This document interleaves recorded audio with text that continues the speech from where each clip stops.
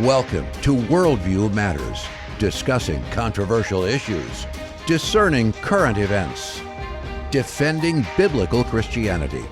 No topic off limits. And now, here's your host, David Fiorazo. Hello, brothers and sisters. Thank you so much for tuning in. We've got Mr. Pastor and Dr. Brad Reaves back with us again. We had a great conversation last week. If you missed that one, please go back and check that one out. For those of you that are still getting familiar with him and his ministry, he is a pastor, author, missionary, and prophetic teacher. He's dedicated to equipping the church to stand firm in an age of deception. He's the founder of Coming Soon Ministries, and he also serves as the senior pastor of Crossway Christian Fellowship in Hagerstown, Maryland. He does missions work. He's a former law enforcement, Maryland State Trooper, actually. We're going to talk a little bit about news and stories from that law enforcement perspective in this podcast. And he's also the author of a couple great books, The Beast System, Unleashed. That's phenomenal. Did very, very well on Amazon. Still doing well if you want to check it out there. And also his latest book. It's called End Times Deceptions, Using Biblical Truth to Understand the Last Days. That's practically brand new. Just came out a few months ago. So, Brad, thank you so much for doing another podcast with us, brother. David, always love coming on with you. Thanks for having me back on. You're most welcome. The word equip was in that little bio on one of the things that you strive to do. That's what we're trying to do also with the conferences that we're holding. We just got wrapped up the Worldview Matters conference earlier this month, and you've got Abraham to Armageddon. Did I get that right? There we go. Right on, yes. Yeah. Oh, so that's coming up August 1st, and man, I think summer is just going to fly. We're already zipping through May. So tell us briefly about that, and we'll be highlighting that as the months go by. But great speakers, my goodness. Tell us a little bit more about that briefly.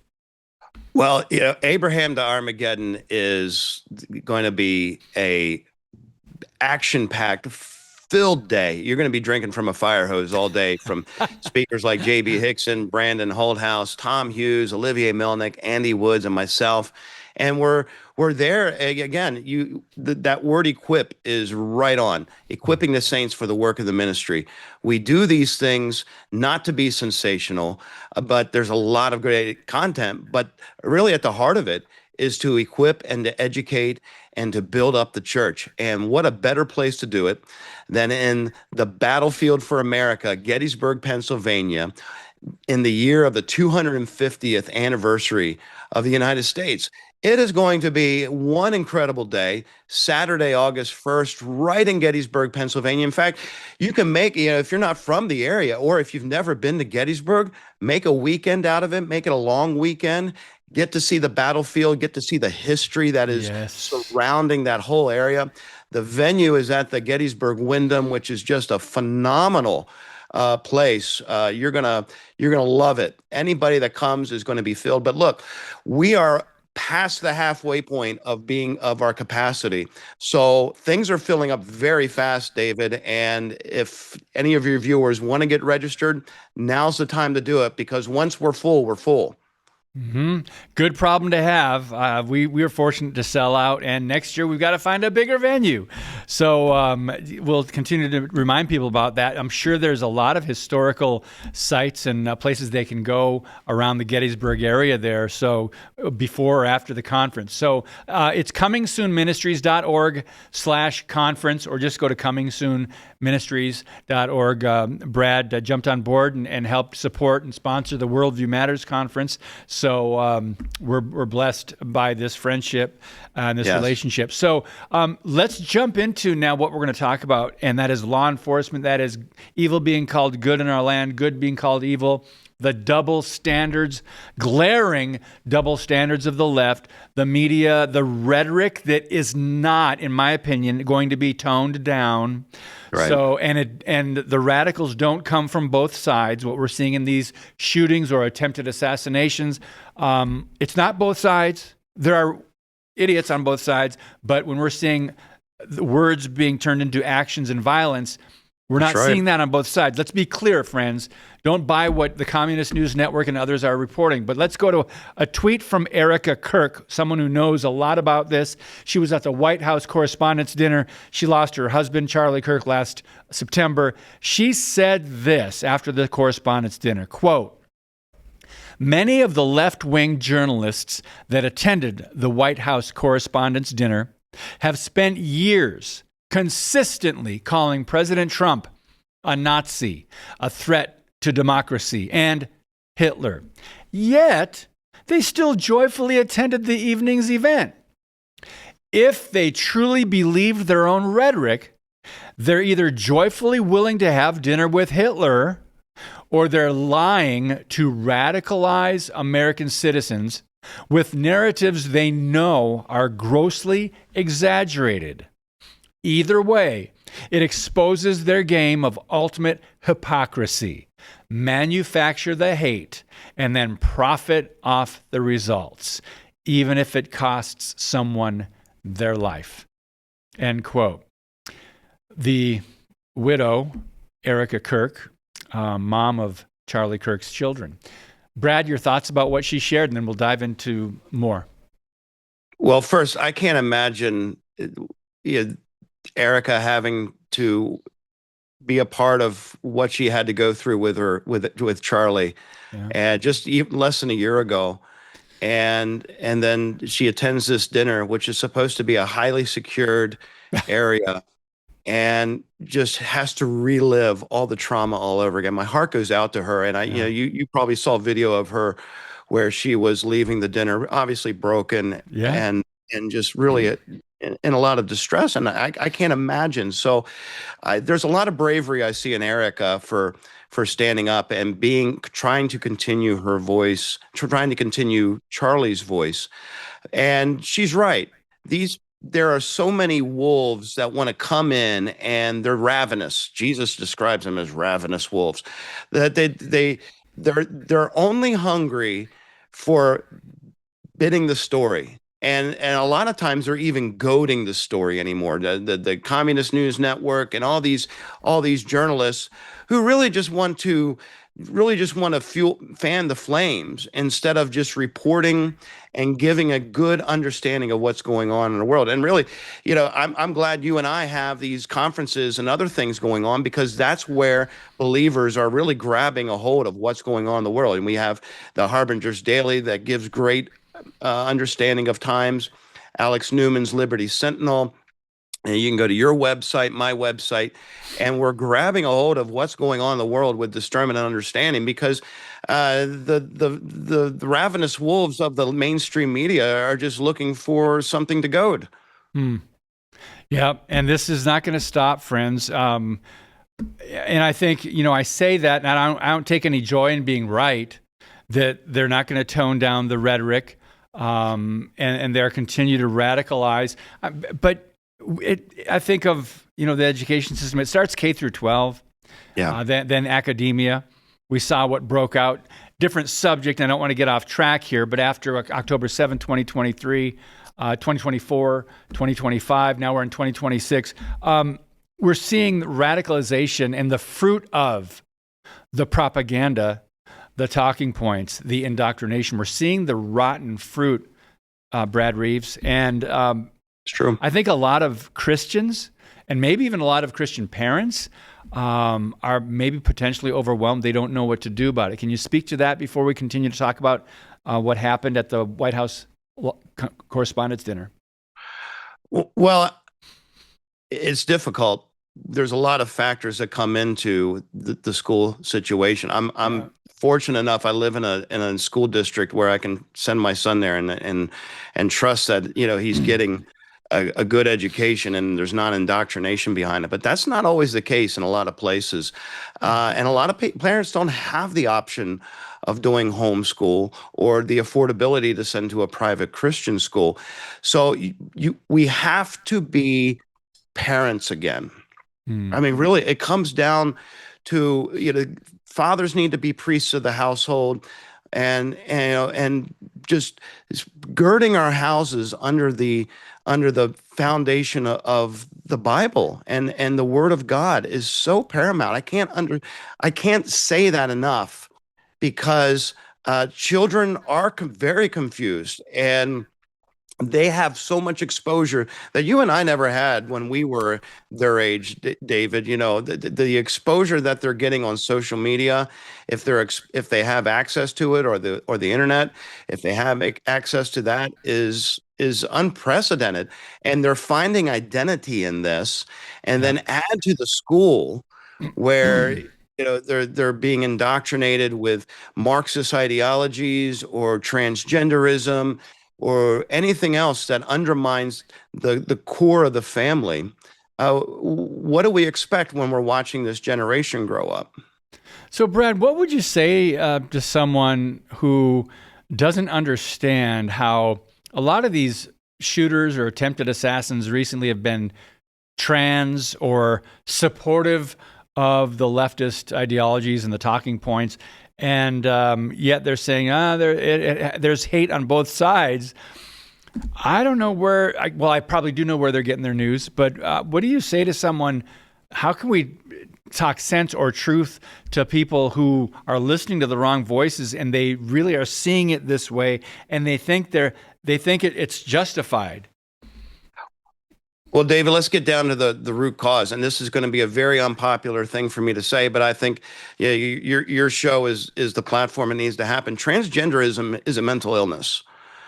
It's an illness in identity, and there are so many people who are caught in this so-called revolution that's saying transgenderism is to be celebrated, and so it's being pushed onto kids. It's being pushed onto people who are having identity crises, and what they're finding at the end of the road is more depression and more uncertainty and emptiness. Our identity is in Christ, who gives us hope, who gives us a new heart, who gives us fulfillment in life. So until we get back to calling things good evil and evil good, then we're stuck in this really kind of a really crazy cycle of our day. Mm-hmm. That doesn't mean, I'm not saying transgender people are evil. So I don't need hate mail saying that transgender people are evil. Jesus died for the transgender. He died for the homosexual, but he also said, go and sin no more. Turn away from what is harming us. And we have become a society so cast in identity and finding our identity. So we have people that are dressing up like cats, and I've read of schools that are being forced to put litter boxes in their bathrooms because a kid thinks they're a cat, and so they need a place to go to the bathroom. And we're teaching kids that it doesn't matter if they're a boy, they can go in the girls' bathroom, or if they're a girl, they can go in the boys' bathroom. No wonder we're so confused, and no wonder when the news steps up and says Trump is an existential threat to our country, that people are freaking out. Brother, you're right on, and it's just sad. It's sad, and the church has some responsibility in allowing it to get to this point, because it is delusion, it is deception. And by the way, Jesus said, "You are either for me or you're against me." You really, in the pages of Scripture, I can't find neutrality. I can't find gray areas in almost any place. So you're either saved and you have the Holy Spirit in you and guiding you and influencing you, or you are not saved and you have unholy spirits. And there is a very real spiritual dimension here to what we're talking about. And we call it demonic, what's happening, and it's very true. But we're going to continue this conversation. I want to ask Brad, as a former law enforcement officer, his take on what the heck is happening with the Secret Service and why there are these issues continually, it seems. But first, I want to remind you that Freedom Project Academy is enrolling students for the fall. For 16 years, FPA has delivered a fully accredited classical online education rooted firmly in Judeo-Christian values for kids in pre-kindergarten through high school. They offer live, anytime, and homeschool courses to fit your child's needs. Visit freedom4school.com and save 10% on tuition when you use my name, David. Again, use David to save 10% on all courses at Freedom Project Academy. The website again is freedom4, school.com, and get started. So Brad Reaves, let's go back to that White House Correspondents' Dinner. Now you had, what did you have, a German Shepherd? You had a canine. Tell us about how that works. And there was one on the scene who was actually noticed something, a possible threat, but the guy just kind of pulled the dog back. Tell us what happened. Well, let me first give a little background on myself so people understand where I'm coming from. I'm not just Monday morning quarterbacking. I'm analyzing this as a professional. I served with the Maryland State Police. I also served in South Carolina, and for 15 years. Most of that time I was handling police dogs. And so I had a Belgian Malinois and I had a German Shepherd. I handled patrol dogs, bomb dogs, and drug dogs. And with that, I was also a master police canine trainer. I got certified as a master police canine trainer. So I'm very familiar with the situation and the scene that we saw in the surveillance footage from the White House press correspondents' dinner. There was a number of things that just I was blown away, because I've been in these perimeters and working in law enforcement, supporting the Secret Service or other Homeland Security agencies on high asset perimeters. What you were looking at was the innermost perimeter before getting into the ballroom, where we had high level people. To include the president and the vice president, family members, and other cabinet officials, along with the press that Erica mentioned, right side and left side of the press aisles. So that area that you're watching, it looked like something on the outside of the TSA pre-check line, instead of where there are agents and law enforcement that are supposed to be on high alert. Jeez. Because they are the first primary perimeter between people like Cole Thomas Allen and the president. This is the leader of the free world. Mm-hmm. And you had several people just leaning up against a wall, like, they're ready for a smoke break. You had another guy taking the magnetometer down. You had another guy looking in a box. You had, just people just kind of casually standing around like this was just, waiting for the football game to start. And that is alarming in of itself. But then what I watched in the background, if you watch the tape, moments before Mr. Allen comes running through the doorway, you see a officer handling a police dog. It looked like a Belgian Malinois walking by, and the dog does what we call a head turn. It does this very distinct look into a doorway, and then even pulls the handler into the doorway. That is, clue one as canine handling 101. If your trained dog is telling you there's something somewhere, listen to him, especially when you're working in an inner perimeter like that. Every single one of those people, as when I was working in perimeters of that level, you were always on high alert. Nothing got by you. And so the handler lets the dog go in, and then he pulls him back out of the door. And I'm thinking, what is he doing? And 2 seconds, 3 seconds after the dog gets pulled out, here comes Cole with a shotgun in his hands, sidearm, and all the other arsenal that he had on him, and he's going full speed. Well, to my surprise, the canine handler goes down the hall opposite of where Allen goes. And he goes running through.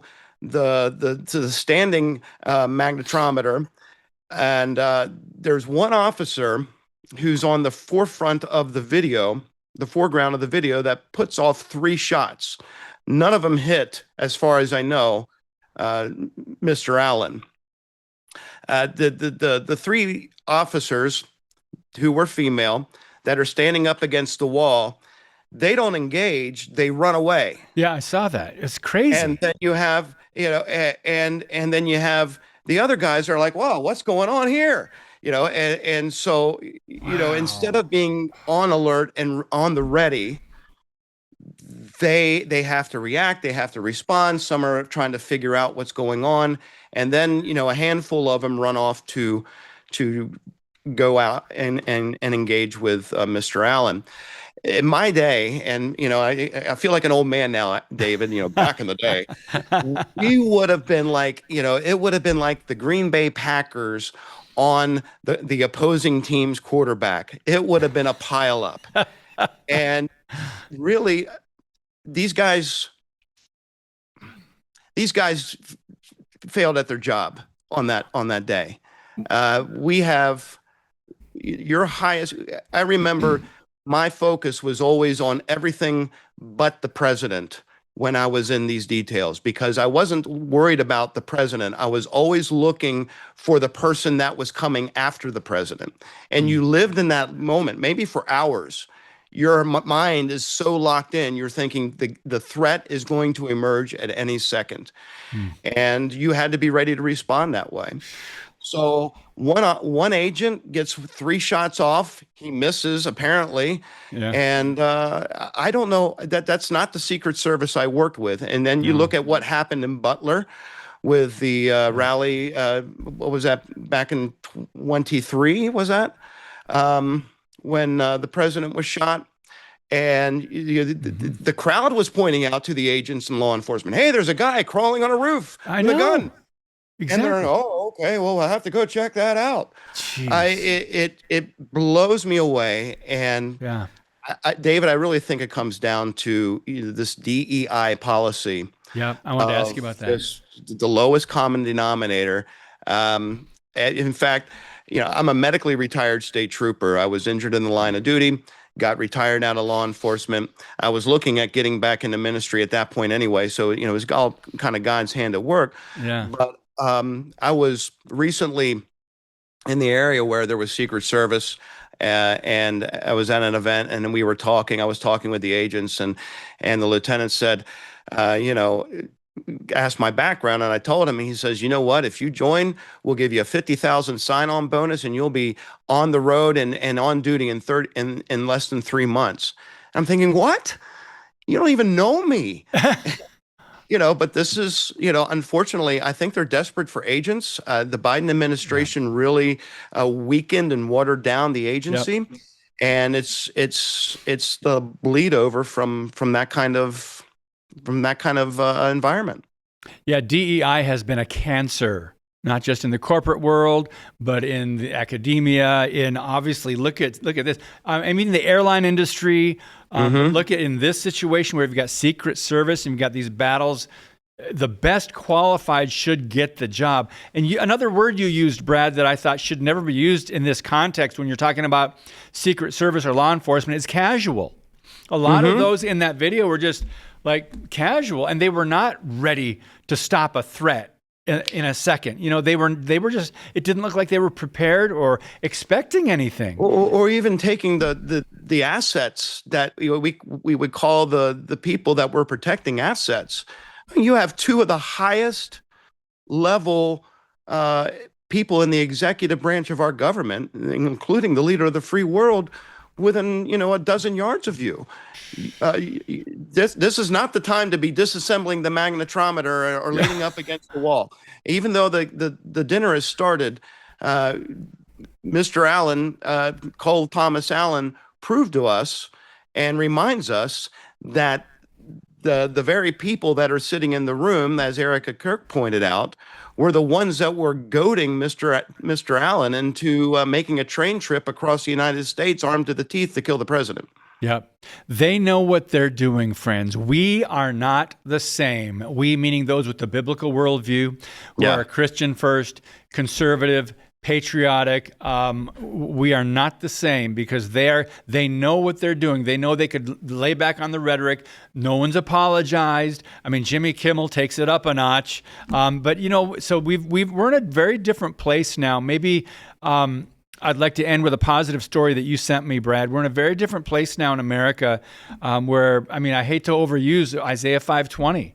Evil is being called good. Good is being called evil. Like your book, A Deception, End Times Deception. Man, we're living it. We're seeing it. And it's really sad. But I want to focus now, because we could continue to talk about this. DEI has been a problem. Can I say one more thing, David? Yeah, go ahead.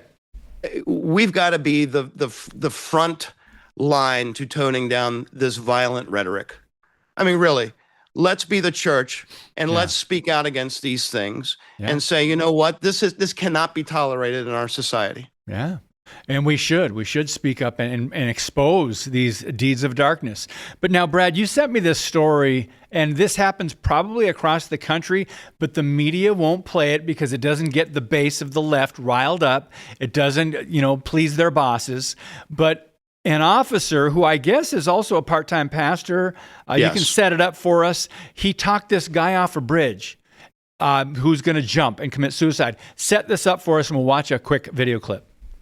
So I know exactly where Officer Richardson is in the place he's at. I've been there many times, standing on a bridge with someone, and you just praying to God that they don't jump. And you're using everything you have in your training to talk this person down from ending their life. And Officer Richardson does a superior job talking to this man and using not only reason, but prayer, and I believe it was the Holy Spirit calling out to this man to come away. And so he responds. He gets called up by his peers because he's a pastor, and says, "Hey, can you talk to this guy?" And Officer Richardson does an amazing thing, and you just when you watch this, you just see the goodness of God shining through in this story. Yeah, so this is about 40 minutes edited down to this quick clip. Go ahead, Jeff, and play it. Whatever you're going through, man, you can get through it. No, listen, man, listen. You can get through this. Come on, let's talk about it for a minute. Can I at least have a prayer with you? You believe in prayer, I know that. Just touch my hand. Just touch my hand, man. I'm praying with you. But if you jump, you're going to hurt other people. And they're going to be hurting just like you're hurting now. The cycle got to stop of hurt. There you go, man. Come on, man. Come on, man. There you go. Come on, bro. There you go. Come on, man. Happy endings, and I wish there were more of them, but this does happen more often than we get to see on the news. I'm glad they highlighted this story on Fox News. Brad Reaves, thank you so much. We'll end on that good note. So, brother, we'll do this again soon. Sounds good, Dave. Hey, everybody, be like Officer Richardson. Be the light. Yeah. We are the light of the world. God bless you, friends, and as always, keep speaking the truth about things that matter.